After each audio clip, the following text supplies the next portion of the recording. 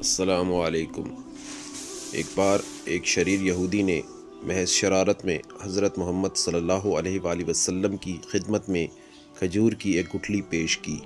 اور یہ شرط رکھتے ہوئے کہا کہ اگر آپ آج اس گٹھلی کو مٹی اور پانی کے نیچے دبا دیں اور کل یہ ایسا تناور کھجور کا درخت بن کر زمین پر لہلہانے لگے جس میں پھل یعنی کھجوریں بھی پیدا ہو جائیں تو میں آپ کی تعلیمات پر ایمان لے آؤں گا، گویا مسلمان ہو جاؤں گا۔ رسول اکرم صلی اللہ علیہ وآلہ وسلم نے اس کی یہ شرط تسلیم کر لی اور ایک جگہ جا کر آپ صلی اللہ علیہ وآلہ وسلم نے اس گٹھلی کو مٹی کے نیچے دبا دیا اور اس پر پانی ڈالا اور اللہ سبحانہ تعالیٰ سے دعا بھی کی اور وہاں سے واپس تشریف لے آئے۔ اس یہودی کو دنیاوی اصولوں کی کسوٹی پر یقین کامل تھا کہ ایک دن میں کسی طرح بھی کھجور کا درخت تیار نہیں ہو سکتا، لیکن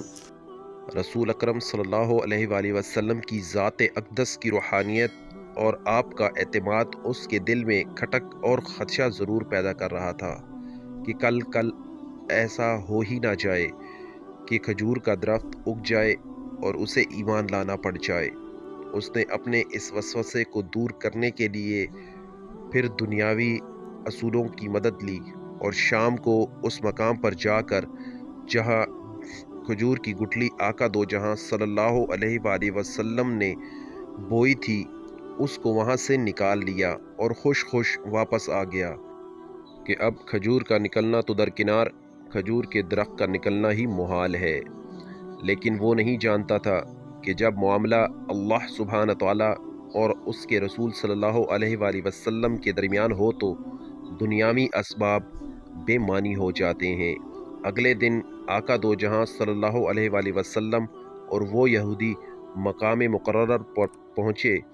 تو وہ یہودی یہ دیکھ کر حیران رہ گیا کہ وہاں ایک تناور درخت کھجور کے گچھوں سے لدا کھڑا ہے۔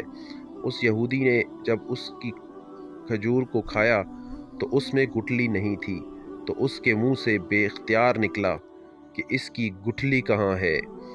مرقوم ہے کہ اس موقع پر رسول اللہ صلی اللہ علیہ وآلہ وسلم نے ارشاد فرمایا کہ گٹھلی تو تم نے کل شام ہی نکال لی تھی، اس لیے گٹھلی تو کھجور میں نہیں ہے، البتہ تمہاری خواہش کے مطابق کھجور کا درخت اور کھجور ضرور موجود ہے۔ کہا جاتا ہے کہ یہودی اللہ سبحانہ تعالیٰ کی اذن سے رسول اللہ صلی اللہ علیہ وآلہ وسلم کے اس معجزے کو دیکھ کر مسلمان ہو گیا۔ اس واقعے کے بعد سے آج تک بغیر گٹھلی والی معجزاتی کھجور مدینہ منورہ میں خوب اگتی ہے، دکانوں پر فروخت بھی ہوتی ہے۔ اس کھجور کا اصل نام سکھل ہے، اسے سخل بھی کہتے ہیں، اور اگر آپ کو یہ نام یاد نہ رہے تو آپ اسے بیدانہ کھجور کہہ کر بھی طلب کر سکتے ہیں۔ اب بہت زیادہ علم رکھنے والے بالخصوص نباتیات باٹنی کے ماہرین یہ بھی پوچھیں گے کہ جب سکھل کھجور میں گٹھلی نہیں تو اس کی مزید کاشت 1400 سال سے کیسے ہو رہی ہے؟ تو بتانے والوں نے بتایا ہے کہ اس کے سوکھے پتے کھجور کے باغوں میں مٹی میں مدغم ہو کر نئے پودوں کی بنیاد بن جاتے ہیں۔ سلام۔